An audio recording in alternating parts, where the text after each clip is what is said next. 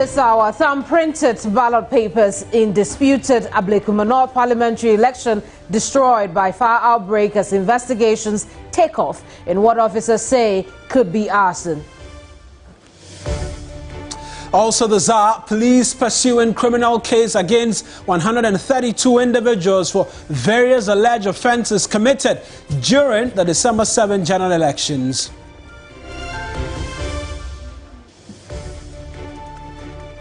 And also this afternoon, will John Mahama-led government seek to change the name of the seat of government back to Flagstaff House? We hear the views of a political scientist.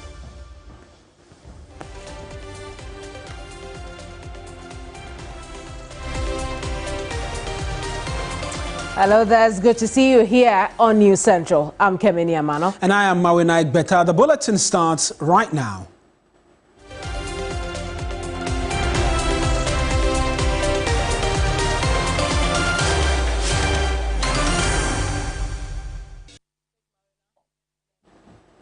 This afternoon, the controversy surrounding some parliamentary seats is not likely to be resolved anytime soon. The latest is that a building housing electoral materials at the Ablekuma North constituency has been destroyed by fire, leaving residents there disturbed.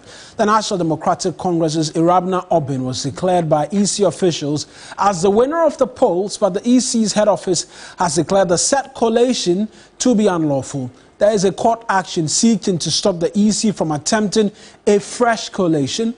The fire incident therefore raises questions about whether critical evidence needed for any legal dispute remain intact. We'll take you live to the constituency shortly, but first, let's walk you through the statement by the Ghana Police Service on the incident, and I believe those are going to come up on your screens right now in relation to what the police has been saying over the incident, which was recorded over the course of the night into this morning. And the police, amongst many things, says that it is in partnership with the Ghana National Fire Service investigating a fire outbreak that occurred in the early hours of today, the 17th of December 2024, at the Kwashiman cluster of schools where the Ablekuma North constituency ballot boxes are housed. Now, the police, amongst many things, says that they wish to assure the public that any individual or group of individuals found responsible for the incident will be arrested and brought to face justice, and that they urge the public to remain calm as investigations into the incident continues. And they've been providing details as to a number of individuals, 132 suspects who've been arrested across the country in connection with post-election disturbances, and that they are still going through due process of law. Out of that number, 45 suspects have been remanded into custody, 71 are on police inquiry bail, and 16 are on a court bail.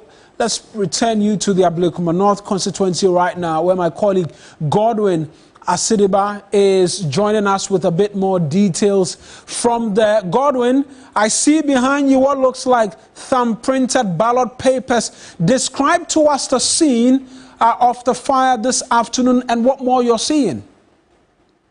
Your guess is right, Mawina. I'm right behind the Kwashiman cluster of schools, the portion that have been built.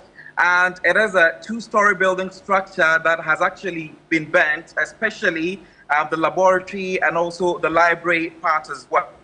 Exactly where I am standing is the entrance, or should I say the exit, that leads outside the school. And here are some ballot papers that have been burnt down to ashes. Most of them have been reckoned to be totally burnt, that you can't even recognize some of them. I've been engaging some eyewitnesses who have made mention that in the wee hours of Tuesday, they came out, saw some masculine men who had these papers, and also set the papers ablaze at the moment, just like you can see. They had to use a, which I'm sure you can see, the copper lining here to burn the nose. In the middle part of the whole incident, you can clearly see that this part is heavily choked, that you can't even lift the feet. Right, the connection there to Godwin. But Godwin, you're back. You're seeking to explain to us really what we're seeing. But Is it the case that all materials have been burnt completely beyond recognition, or there's still some evidence still left intact? Right, Mawena, I cannot confirm if indeed all the materials have been burnt to ashes, but clearly what you can see here is what we have seen so far. Most of the materials, should I say 90% of them here, have been burnt down to ashes. It's just a few of them that you can see with few thumbprints on them, but for the others, they've been burnt. Most of them, just like I was saying before we went off, they were burnt with car ties, I beg your pardon. So you can clearly still see some of the copper lining in here, but in the middle part, it is heavily soaked that you cannot even left to see some of the materials beneath. This sparked some sort of fear in the residents here, and most of the eyewitnesses who have been engaging me mentioned that they spotted some heavily built men who came out of the school facility holding knives and all of that. So they were quite afraid to move towards them to sort of ask some questions. All they could do was to stand from a distance and monitor while the whole activity was ongoing. Another eyewitness that I engaged also made mention of the fact that some of the men that he saw were holding gallons which had petrol inside them, and according to him, they might have used that petrol.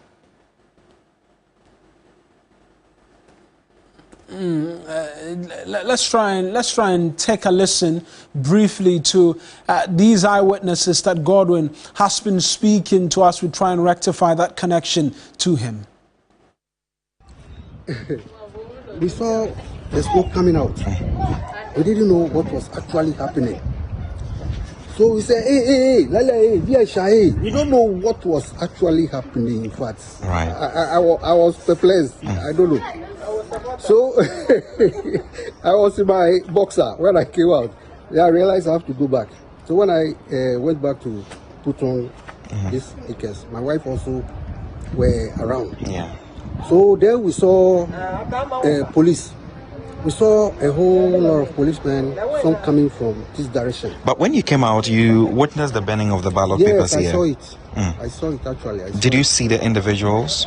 No. The people who have done it have vanished before we came out. Right. They have vanished. So you only saw the papers burning? I only saw the papers. So we tried going inside. This door was locked. It wasn't locked with padlock. So we pushed it a little bit, effort, and it got open. We went there and we saw the flames over there. Right. Real flames now. Then thereabout, we just some few minutes, we heard ping pong, ping pong, pong. Then I told them the fire engines are coming. Me pa na papers away. Egua. Egua, nobody edua be pin na be chiro. No egu ho no munyanhye. Da be nyanhye. Me pia be no. Me pia ba na ejatom. Na eja no wom deda na se. Eja mu deda bat. Me pia ba na eja no pie. Eja no pie, okay. Enti me go fra me ba na so be hwe. Na papers no o mu hwe egu ha na egu bi pem. Egu eyi.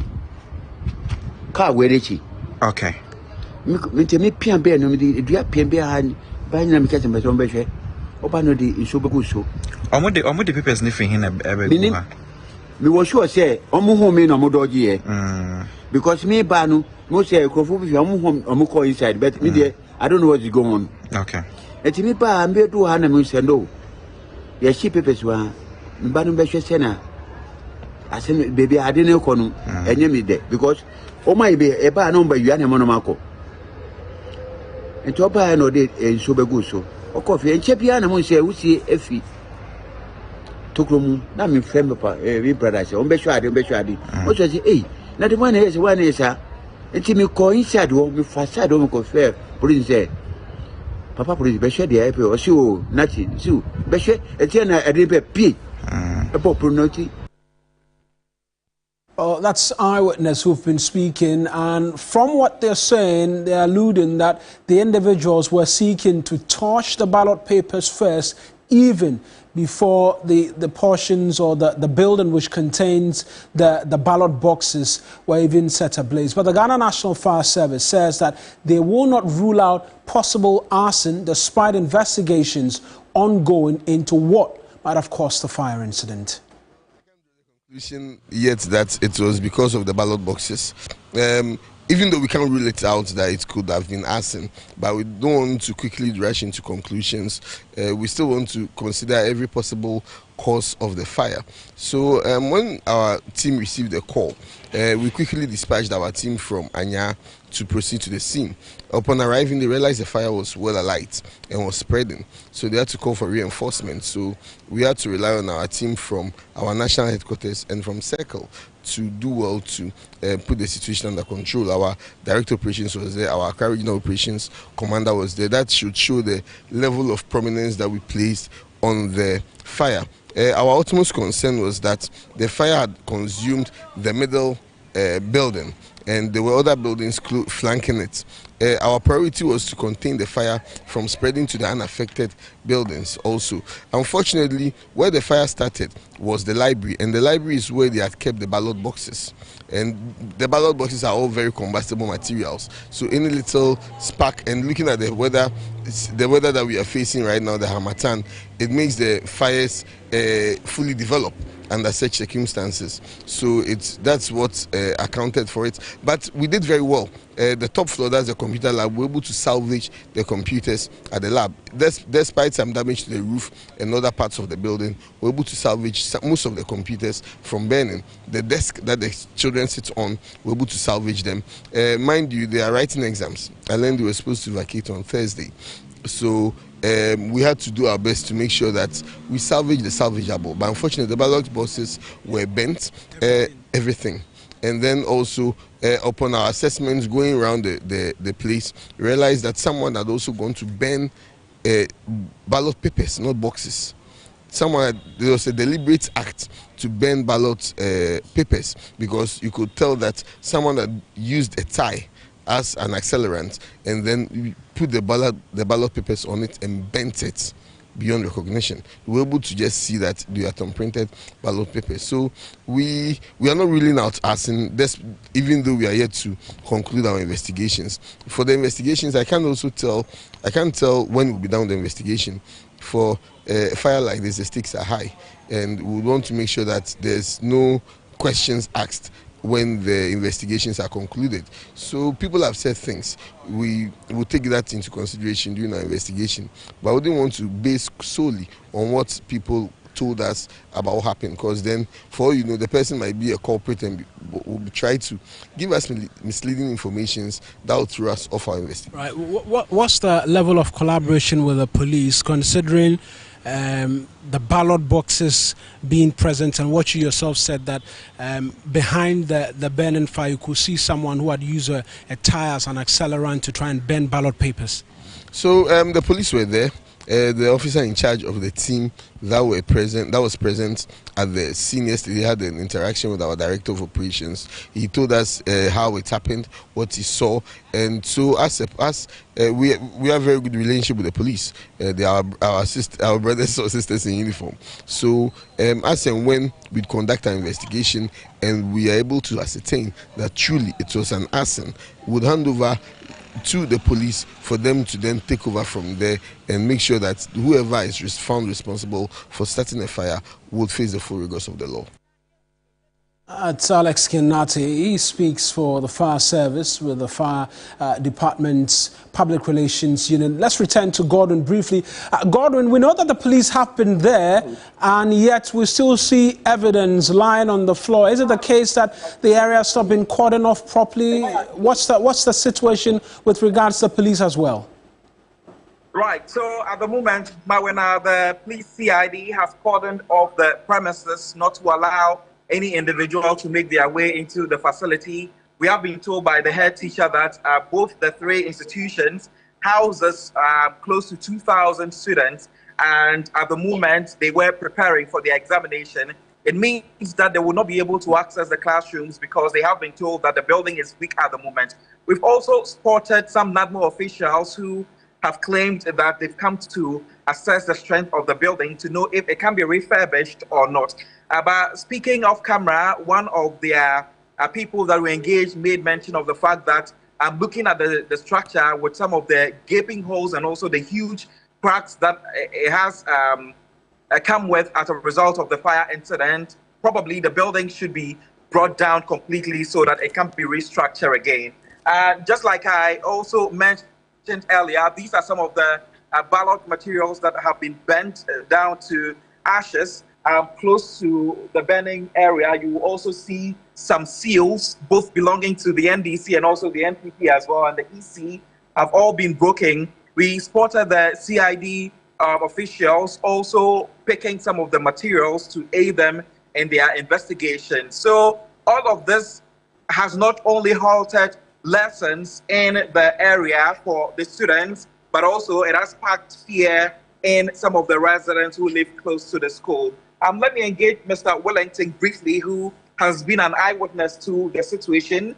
He lives a minute walk away from the school, and he mentioned that he came out and spotted the burning of the ballot materials. Godwin, we'll have to return to Mr. Wellington a lot later, but I appreciate the details that you've been providing there to us. That's my colleague Godwin Asidiba with a bit more for us from the ground, where he tells us that the police, CID are on hand. They've cordoned the place off, and really, Kemeni, very interesting development. No end in sight for a number of these parliamentary disputes, and it looks like it might rage on for quite a while. I agree. Fascinating details from Ablekuma North. But let's stay on the parliamentary disputes, Mawana, because the opposition NDC has filed a case in court seeking to have the Electoral Commission restrained from any recollation efforts at 5 constituencies. The party maintains the EC has declared its candidates as winners and therefore lacks the mandate to carry out any electoral process affecting those areas. I'm not sure what those constituencies are. We've already visited Ablekuma North, but there's also Kaikwe South, Tema Central, Obuasi East. We also know about Ablekuma North, which we just went to, and then Dom Kwabenya. So those are the 5 constituencies the NDC is planning to go to court for, to restrain the Electoral Commission for taking any recollation efforts as far as they are concerned. Their case is that the NDC candidates in these constituencies have already been declared winners, for which reason the Electoral Commission lacks any power to recollate, recount, and redeclare these results.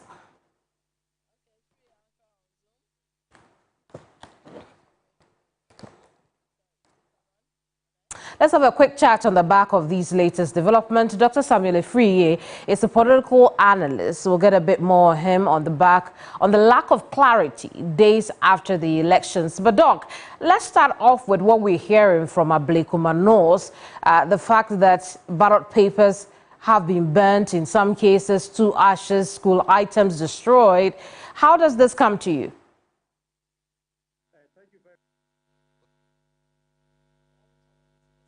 It would appear Dr. Samuel Efriye cannot hear me, but when we do, we'll bring him back for that conversation. But essentially, the Electoral Commission, you recall, has said that in these constituencies, the declaration for NDC candidates will be annulled or is annulled because the returning officers in these constituencies were forced or declared the results under duress.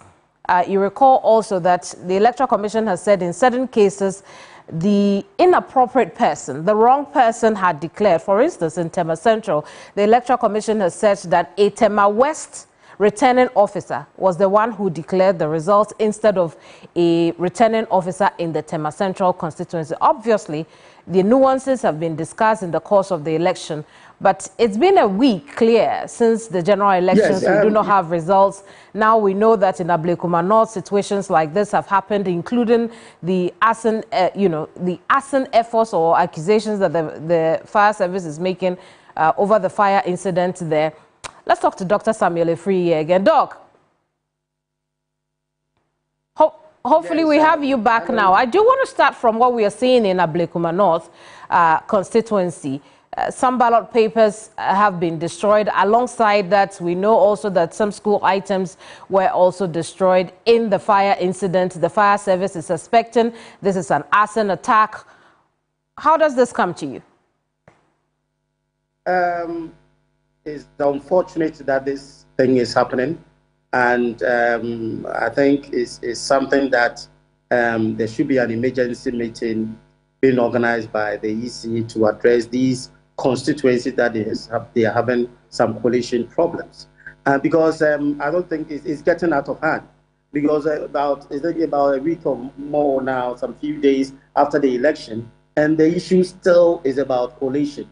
I don't know how this school was being used as a security of these ballot boxes that has to be there. And it's something that we need to look at, how EC is responding or reacting to some of these issues. I am suggesting that the EC need to come out as soon as possible so that they will meet all the stakeholders immediately so that they resolve these issues amicably, because it is getting out of hand, and I think EC is responsible for these issues. Which brings us to those constituencies the Electoral Commission plans to recollate and redeclare, because they say that the original declarations were done under duress. It's been a whole week. We still don't know what is happening in those constituencies. What should be the next steps going forward? What should we do about the situation? I think it's the EC that is responsible for our elections, and the presidential and the parliamentary elections, and there are a few issues about parliamentary elections. It's the EC now need to come out and then convey a meeting, because now there's a statement in terms of about the results, who is to be the winner of these constituencies.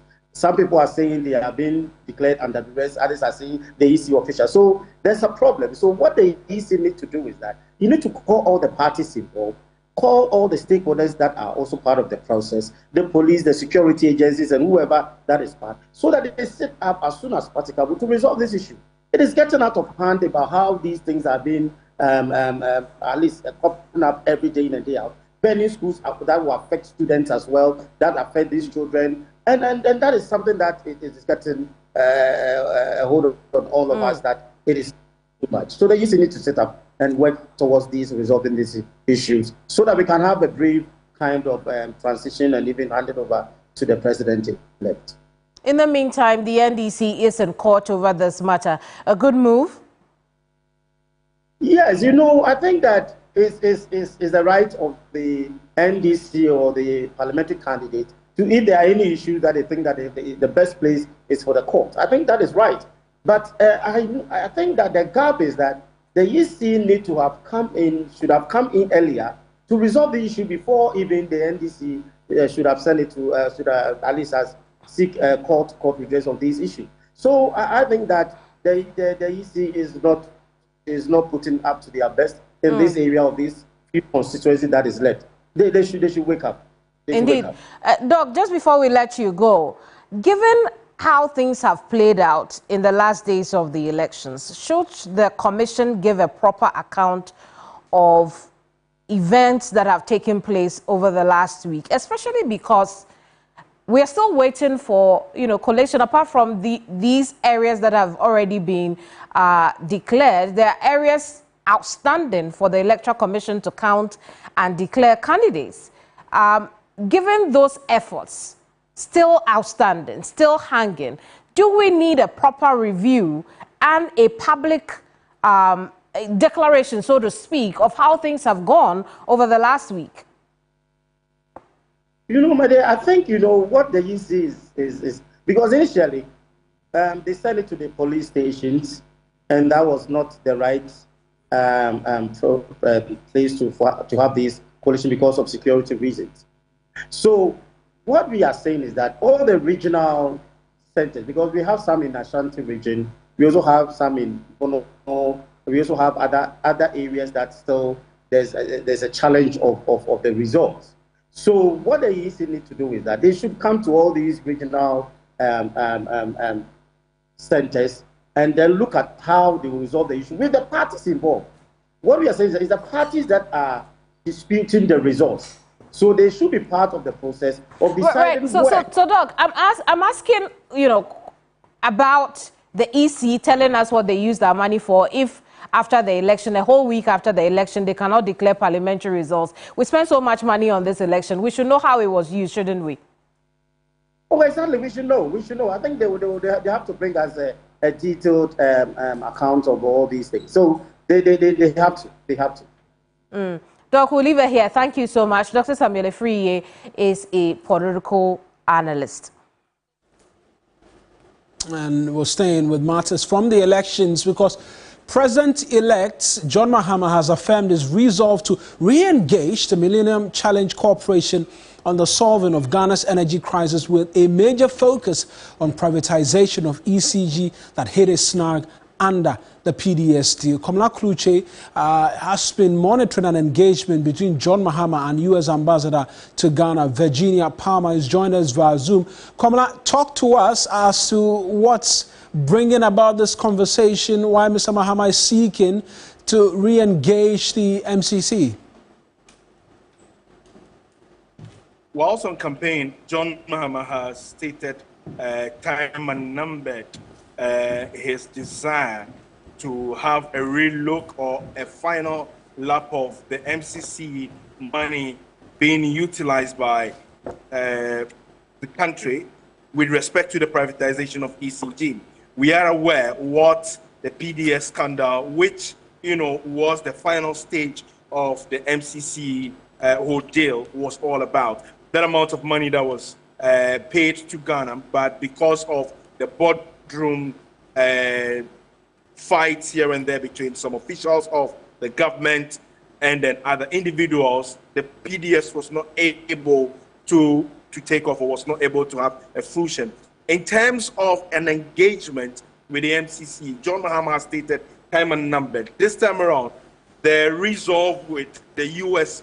ambassador and also the plan of John Mahama is to make a very quick trip to the United States because he makes the point that if energy or the challenges to the energy sector is dealt with properly, it trickles down to how the economy would boom.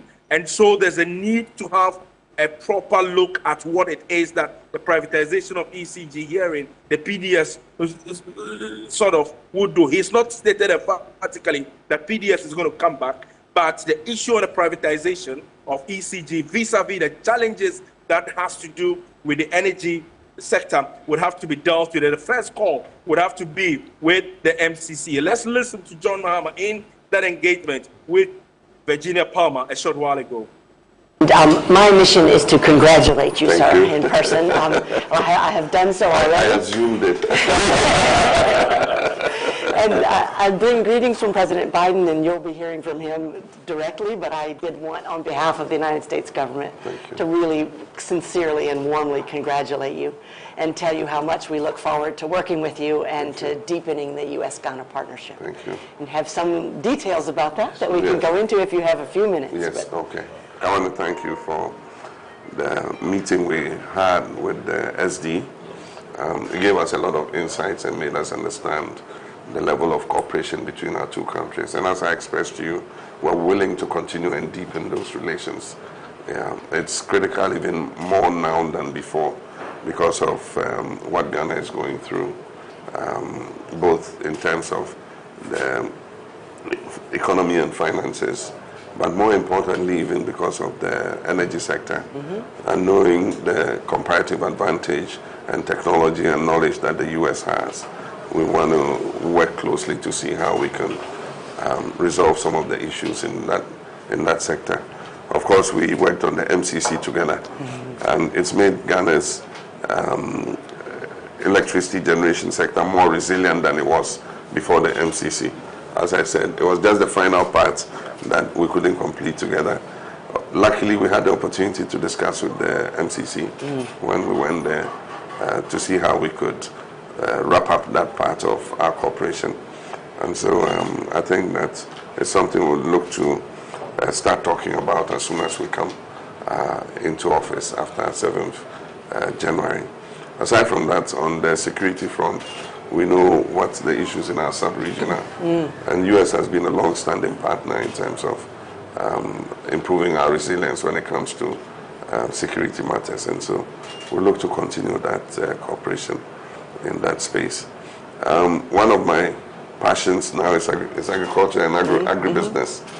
And we'll look to see how we can share technology, share knowledge, and see how we can boost agricultural growth and food self-sufficiency in Ghana. So, Kamla, that's John Mahama. Just briefly, in terms of the responses from the U.S. ambassador as to whether or not they will be back in Ghana on this particular front. Of course, it does appear positive for the next administration. There's also the commitment from John Mahama regarding some investigations, and PDS has been one of them. We are aware about 2 or so months ago the commitment put in by the U.S. administration to assist Ghana in terms of recovery of looted funds and all that, and also to prevent some state officials from fleeing the country. And so that commitment appears to be put on the table, and actualizing is the next step, which they have really committed themselves to. The other bit of the discussion was not open to the media, right, but we are aware of mutual concerns that both parties have raised towards each other, and how they will be able to help each other, most especially the support the U.S. government will be giving to Ghana in terms of moving aid from the current state that we find ourselves to the level that John Mahama intends to build a Ghana that we want. Right then, Komla, many thanks for those details. That's my colleague Komla Kluche from the office of the President-elect. So it will take us on to our very first break. And in relation to that break, when we return, a big question being asked of the next John Mahama administration as to whether or not they will be seeking to change the name of the seat of government from the Jubilee House to the Flagstaff House. We gauge the opinions of a political scientist if you stay with us here on NewsCentral.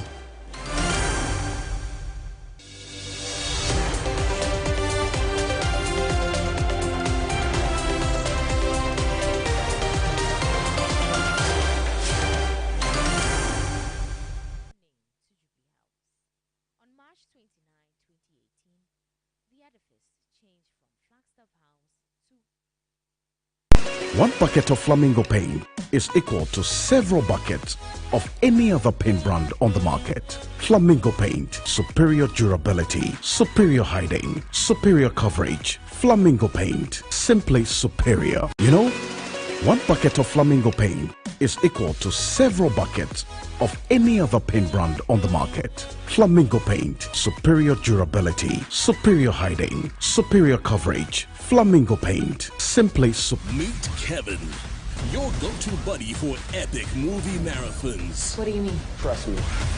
On the other side. Kevin, how come you're always this pumped during movie night? Because I upgraded to Go TV Super Plus. Nice. Well, be like Kevin. Upgrade and enjoy more for less. Decide whether you're going to step up or not. Go TV Super Plus, now at a reduced price. Look at me. Level up your entertainment and savings. Go TV. Everybody knows Acrobato. And if you know Acrobato, it means you know M-Punch Homeopathy Clinic. M-Punch Homeopathy Clinic is my pillar. Let's hear what others are saying about M-Punch Homeopathy Clinic. Who will be careful M-Punch one? Chesena me ankasa me period no say problems wom ntina ma wo ho idea ma me papa chesena nya asem ketewa na mkwan point no mo hwe me modem no mo hwe bibia na so mo medu me fire no ene ma won kra mienu foforo kwa na mkwan mu a eba head everything yourself me ma me no adwodwo eda ho a wontumi nante ene ne ko end point o mama nura ene ne ho eden a watimi asori anante. That's end point for you. Hello. Hey, ohwehwe what che. Okay.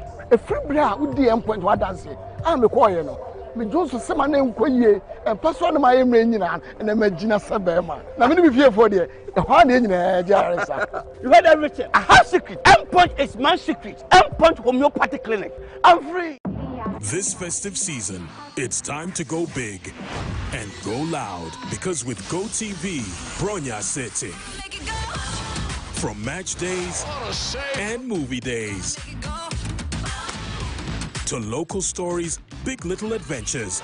Really? It's unmatched entertainment for the whole family. Yes. Go TV brings the joy anytime, anywhere. Get your festive season sorted. Get Go TV.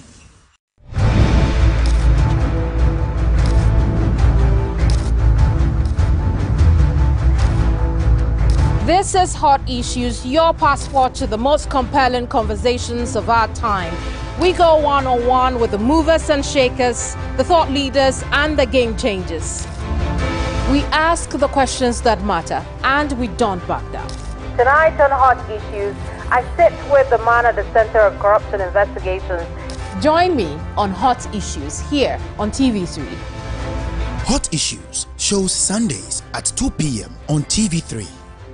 TV3, first in news. When the sun rises, there is hope. While this hope lingers on, the citizens look up to the government, the economy, the national development agenda, and everything in between. On Ghana Tonight, it's our utmost priority to bring you insightful conversations on the economy, break down the biggest issues while setting the agenda for transformation and national development. The big and important stories are treated from the human interest angle, while the facts and the figures are painted with precision. So now, let's cut the convention and start the conversation here on Ghana Tonight. I am your host, Alfred Okamsi. Ghana Tonight shows Monday to Friday at 10 p.m. on TV3. Brought to you by Flamingo Paint. Superior durability, superior hiding, superior coverage, simply superior.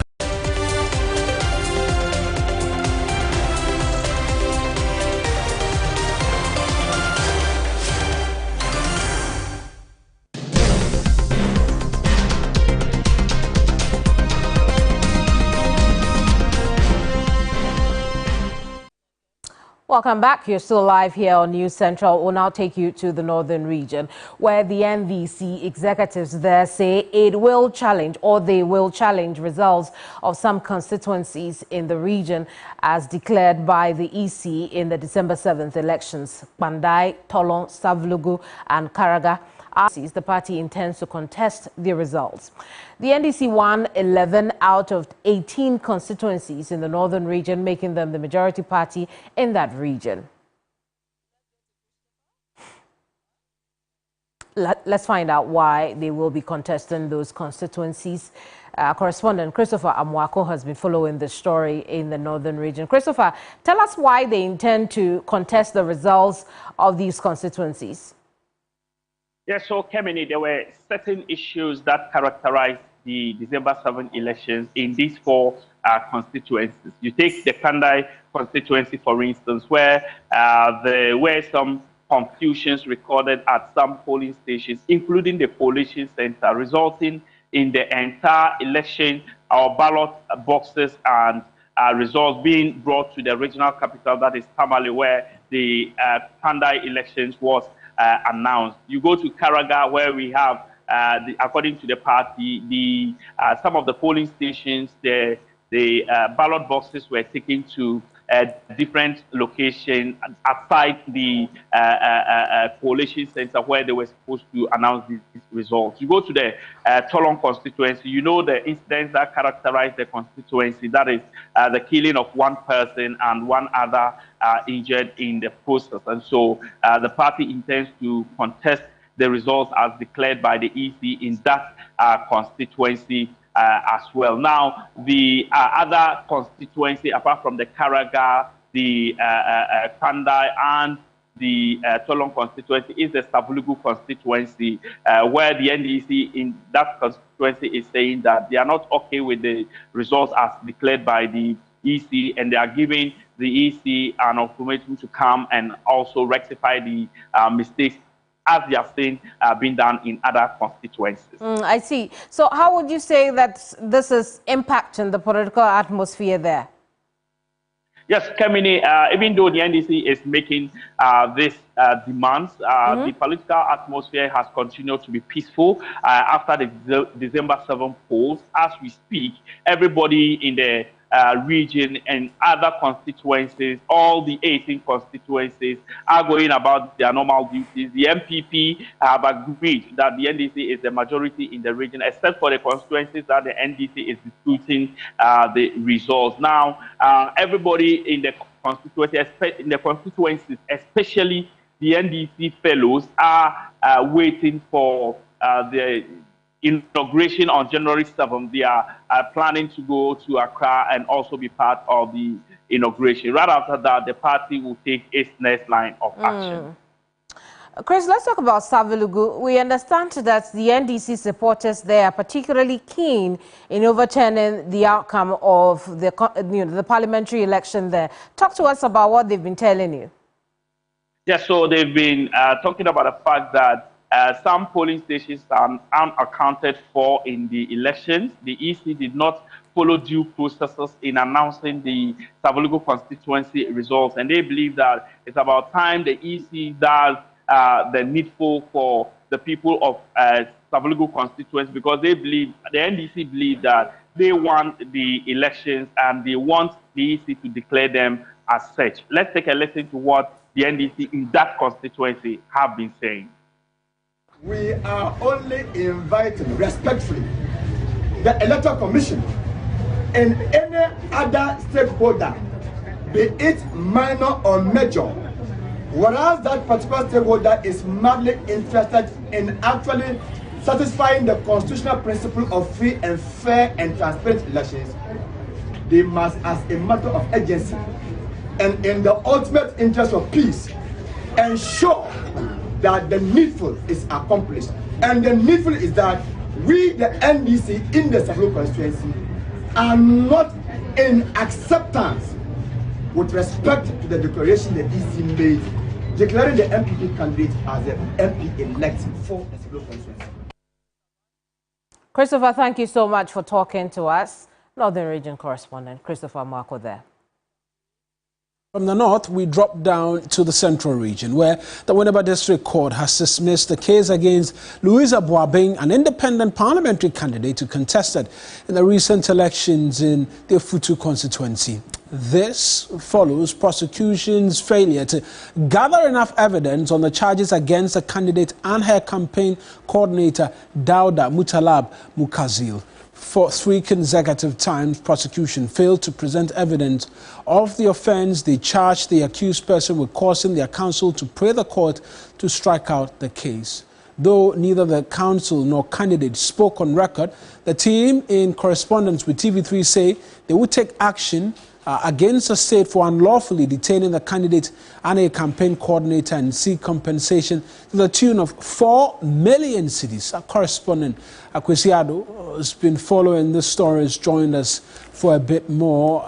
It does appear we may have lost Akwesi briefly via Zoom there, but she was one of the many individuals who were seeking to contest the current majority leader, Alexander Afenyo-Markin, along with the NDC's candidate in the constituency. She was picked up on some charges which included falsifying documents, amongst many other things. And if you'd recall, there were attempts to arrest her while she was in court, but unfortunately that did not suffice. We brought you details of that here on TV3. Akwesi Ado will join us shortly via Zoom for a quick conversation. He's joined us right now. Let's connect with him. Akwesi, talk to us as to, for starters, the charges that were brought up against her, which the prosecution has not been able to prove.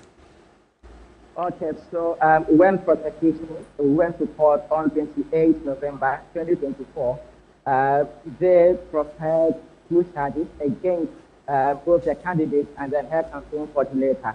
And then one was unlawful possession of voters' ID card, and then conspiracy to commit crime.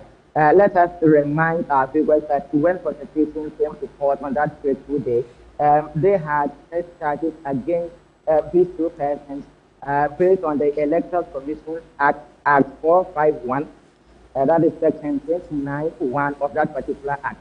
But the counsel, through the 2 accused persons, Jennifer Morris Ejay, drew the court's attention to the fact that there is no existence of such act because the Electoral Commission Act 451 does not reach Section 29 to even have a Section 1 of it.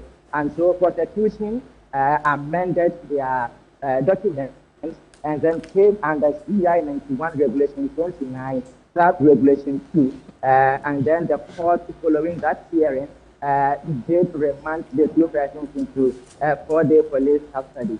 When they reappeared in court on December 2nd, the court granted them bail, but they could not meet the conditions because they said it was too tough.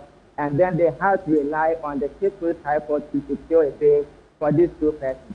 So following that bail, the Winneba District Court had gone to session for 3 consecutive times, but any time prosecution said they are still investigating the matter and do not have enough evidence to prefer against the two persons. Right.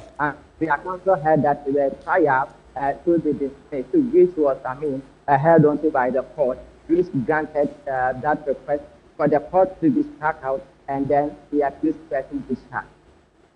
Akwesi, thank you for those details. That's Akwesi Ado is our man in the Central region for us, providing details. We're taking you to the Western region next. Absolutely, where we understand that health authorities are moving to curb any further spread of cholera. So far, 14 people have died in that region as a result of the communicable disease, the non-communicable disease, cholera. Now, this afternoon, we are learning that indeed some aspects or some parts of the Western region is undergoing fumigation. Our correspondent, Irama Smith, has been following this exercise, joins us with a bit more on this. Irama, good afternoon to you. Good afternoon. Talk to us a bit more about this move to curb the spread of cholera. Right. So regarding the fumigation, they don't want to term it fumigation. They said disinfecting exercises going on at targeted spots. What the Secondary Takrade Metro authorities are doing right now is they are going to the hotspots. When I talk about the hotspot, example is the new Takrade area and Takrade proper, among others. And they go to the communal centers, maybe public toilet areas, refuse areas, and then the drains to disinfect these areas. Apart from that, they are also targeting places where there have been casualties, families that have lost loved ones to cholera. They go to the homes and neighboring houses to fumigate. I have been speaking to the Metro Environmental Officer, Daniel Lamte. Becoming very hot and hot. Ghana Health Service has given us indication of some hot spots. So we intensify our education and sensitization in those hot spots. We are doing all these activities to ensure that the chain of infection is broken. Beyond that, as an assembly to when the outbreak came, we also decided to target some specific areas with disinfection exercise. So we went to the communal container sites, we went to the public toilets, and we did some disinfection exercise. This is still ongoing. And as I speak to you, officers are on the field. 3 days ago, we were at New Takrade, which is one of the hotspots by Ghana Health Service data, and we have done fumigation in their communal container site, their public toilets, and all other places. Yesterday, we were at Takrade proper. Today, they will be around second day here. The fumigation, I don't want to use fumigation, the disinfection exercise is in 2 folds. Currently, Zoomlion has joined in the campaign, and we receive a data from Ghana Health Service. They have given us homes that suspected cases have been recorded and homes that we lost some patients. And so those homes, we have engaged the homes of those suspected cases and doing disinfection in their homes and the nearby houses to those homes. Irama Smith, thank you so much for the reporting. Irama is our Western region correspondent with our story about disinfection in Secondary Takrade Metropolitan Assembly to curb the spread of cholera, which has already killed 14 people there. You're live here on News Central. We'll be right back. Don't go away.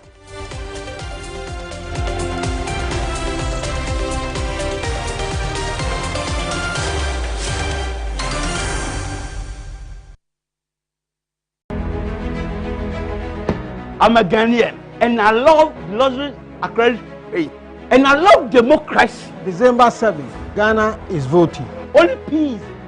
Peace, I give it to you all. I love Ghana. Peaceful election before, during, and after. One Ghana. Peace! Peace to everybody. One Ghana. Ghana. This message brought to you from the Lozi Acrylic Trade. We all have that one friend, always by your side for the big moments and ready to assist. He's always got his eyes on the prize and his heart in the right place.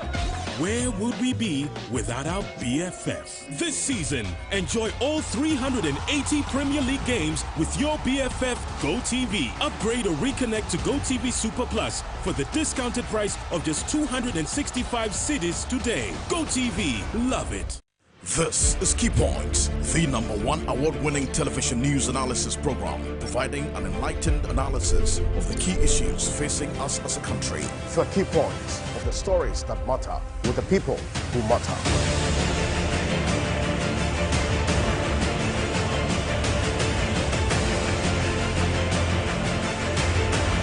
This is Key Points, the #1 award-winning television news analysis program, every Saturday, 7 a.m. on TV3 and on 3FM 92.7. TV3, first in news.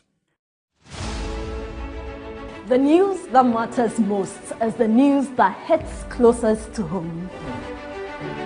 When it breaks, we are there. If it touches your family, your city, affects your expenditure, your decisions, as well as your safety, we've got it covered. It's easy to just cover the news. What we are doing is different, creating a news experience that prepares you for anything. TV3 News, award-winning journalism, world-class quality, on TV and online, right at your doorstep. TV3, first in news. Hey, what's cooking? Well, something spectacular, something brand new, something you've never seen before. Something special on a good afternoon. Absolutely. Oops, time's up. Let's go serve you as well. What will we be cooking?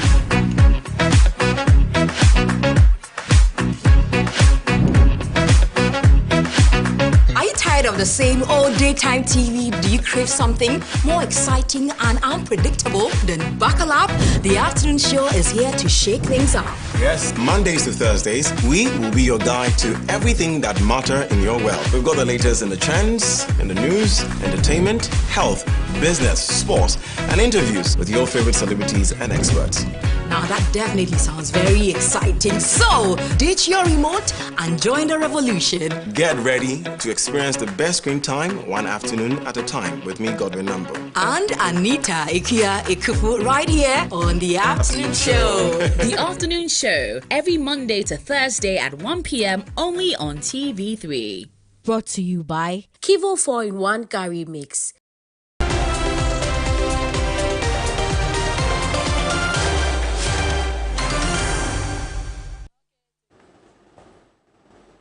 You're welcome back to News Central. Now, the debate over the renaming of the seat of government could resurface under the John Mahama-led administration, whether referred to as Flagstaff House or the Jubilee House.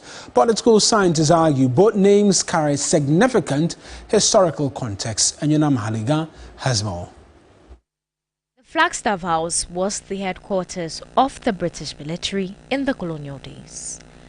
It later became the seat of government in the days of Dr. Kwame Nkrumah, Ghana's first president. The current edifice was built by the Kufuor administration to mark Ghana's 50th anniversary, hence the name Jubilee House. But upon assumption of office, the Mills government in 2009 reverted the name to Flagstaff House.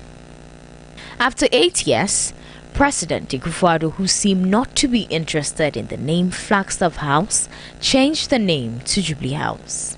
On March 29, 2018, the edifice changed from Flagstaff House to Jubilee House. There are already indications that President-elect John Dramani Mahama will restore the original names of universities and the seat of government, which was renamed by President Kufuor. Head of Political Science Department of the University of Ghana, Professor Ali Duseidu, argues that both names hold its historical significance to the parties. Names carry meanings and they have significance and they have power. So when you look at the significance of having a Jubilee House and then a Flagstaff House has to do with the historical context within which the names were framed and the power associated to the people who actually framed that particular name and the long history that it carried. A section of the public have also expressed their views on it. They should change it because it's their brand and we can identify their party in power. For Professor Ali Duseidu, there are more important issues the new government should focus on. I think there are more important issues that needs the attention of Ghanaians than just the change of the name from Jubilee House to Flagstaff House. And that will rather Ghanaians will judge the President John Dramani Mahama's second coming in terms of effort that he has put in place to reduce the sufferings, the hardships, the economic challenges that Ghanaians are going through than struggling to change a name. Many are questioning why Ghana cannot emulate the United States White House, the United Kingdom's number 9 Downing Street, which have remained unchanged as names for their seat of government. It is high time we got a very acceptable name to all Ghanaians and to the political ideologies that exist in this country and pass a law that makes it very difficult for people to change it. But until we are able to do that, I believe every 8 years or every 4 years when there's a change in government, this issue will come as part of the things that we have to do. I think basically it has to do with this whole concept of the two dominant parties with their ideological biases and how that shaped into hero worshipping and who did what and who didn't do what. It remains to be seen whether the 2-decade-old debate on the name change of Ghana's seat of government will come to an end as President-elect begins his 4-year tenure. Enyunam Haliga, TV3 News, Accra. Interesting debate, but really, should it change though? You're putting me on this one. You're caught in between, huh? But like yeah, I think I side with Professor Ali Du.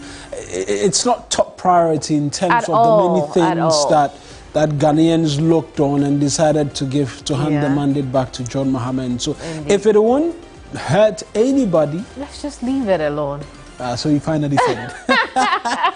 Anyway, we have to go. Absolutely. Our bulletin for you. I am Winneba. And I am Kemeni Amano. The afternoon show is next. Bye-bye.